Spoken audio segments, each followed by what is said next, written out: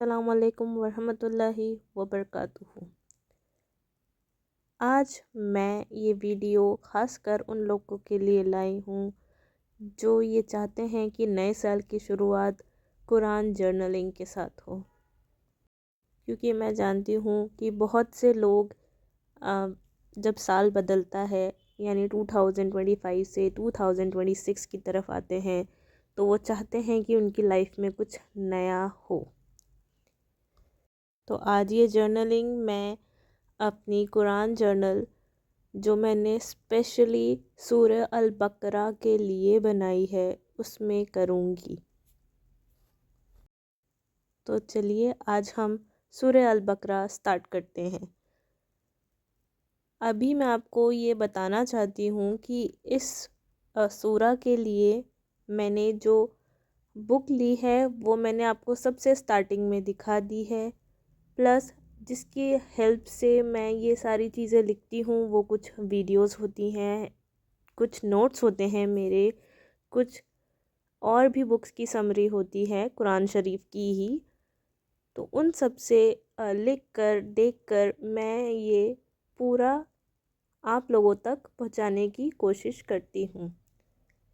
تو جیسے میں یہاں لکھ رہی ہوں سورہ البقرہ، ضروری نہیں ہے کہ آپ بھی بالکل ایسا ہی لکھیں، نہ اس کے لیے آپ کو پرفیکٹ ہینڈ رائٹنگ چاہیے، نہ ہی آپ کو بہت زیادہ اس کو ڈیکوریٹ کرنا ہے۔ چاہتی ہوں کہ میں یہ بہت سمپل طریقے سے بناؤں تاکہ جو بگنرز ہیں وہ بھی یہ دیکھ سکیں اور سیکھ سکیں۔ آپ کچھ طریقے کے واشی ٹیپس یوز کر سکتے ہیں تاکہ وہ دیکھنے میں تھوڑا سا اچھا لگے، آپ جب بھی یہ بک کھولیں آپ کو پڑھنے میں اور اچھا لگے، بس اس لیے یہ یوز کر سکتے ہیں۔ اگر آپ چاہیں تو نہ بھی کریں، سمپل پین سے اپنے لیے نوٹس لکھ سکتے ہیں، اور اگر آپ چاہیں تو میں یہ نوٹس آپ کو کمیونٹی پوسٹ پہ بھی شیئر کر دوں گی، آپ وہاں سے دیکھ لیجئے گا۔ تو چلیے میرے ساتھ اگر آپ جڑ کر یہ سٹارٹ کرنا چاہتے ہیں جرنی، تو اس سے پہلے میں نے سورہ الفاتحہ کے بارے میں لکھا ہے، پچھلے کی 3 ویڈیوز آپ کو سورہ الفاتحہ کے بارے میں مل جائے گی۔ آپ چاہیں تو اس میں اسٹیکی نوٹس یوز کر سکتے ہیں، آپ چاہیں اس میں سمپل پیپر کے کٹ آؤٹ یوز کر سکتے ہیں، پر اگر آپ یہ والے اسٹیکی نوٹس یوز کر رہے ہیں تو پلیز نارمل پین سے مت لکھیے گا، مارکر سے لکھیے گا، کیونکہ یہ بہت گلوسی ہوتے ہیں اور اس کی وجہ سے وہ جو پین ہے وہ مطلب نکل جاتا ہے۔ تو آج میں سورہ البقرہ کا تعارف کروں گی، انشاءاللہ آگے کی ویڈیوز میں آیت کا ترجمہ بھی لے کر آؤں گی۔ سورہ البقرہ قرآن شریف کی سب سے لمبی آیت ہے، تو کچھ چیزیں میں اس میں لکھ دیتی ہوں، پھر میں آپ کو سمجھاؤں گی کہ میں نے اس میں کیا لکھا ہے۔ اس تعارف میں سورہ البقرہ میں ہم کیا سیکھ سکتے ہیں۔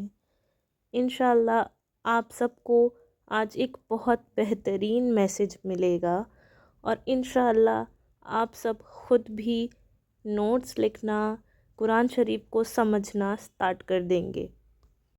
قرآن شریف صرف پڑھنے کے لیے نہیں ہے کہ ہم نے عربی میں اسے پڑھ لیا اور ہمیں آگے اس کے کچھ نہیں سمجھنا ہے۔ قرآن شریف ہمارے لیے ہدایت ہے تاکہ ہم اسے پڑھیں، سمجھیں اور اپنی زندگی میں اس سے سیکھے ہوئے سبق کو استعمال کریں۔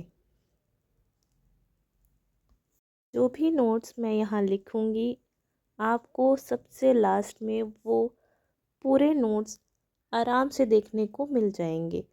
آپ چاہیں تو ویڈیو کو آگے جا کے آگے کر کے وہ نوٹس بھی لے سکتے ہیں، آپ چاہیں تو ویڈیو پورا سن کر جس میں ابھی پوری کی پوری ڈیٹیل سمجھاؤں گی ویٹ کر سکتے ہیں، اور اگر آپ کو ویڈیو میں نوٹس کلیئر نہیں دکھ رہے ہیں تو میں یہ کمیونٹی پوسٹ میں بھی شیئر کروں گی، آپ وہاں سے دیکھ لیجئے گا، انشاءاللہ وہاں کلیئر نوٹس دکھیں گے۔ اس طرح میں نے پچھلی ویڈیوز میں آپ کو سمجھایا ہے، میں سورہ البقرہ بھی آپ کو ایسے ہی سمجھا دیتی ہوں۔ سورہ البقرہ قرآن کی سب سے لمبی آیت ہے۔ اس سورہ کا نام البقرہ یعنی گائے اس لیے رکھا گیا کیونکہ آیت 67 سے 73 میں بنی اسرائیل کو گائے ذبح کرنے کا واقعہ بیان ہوا ہے۔ اسی وجہ سے اس سورہ کا نام سورہ البقرہ رکھا گیا ہے۔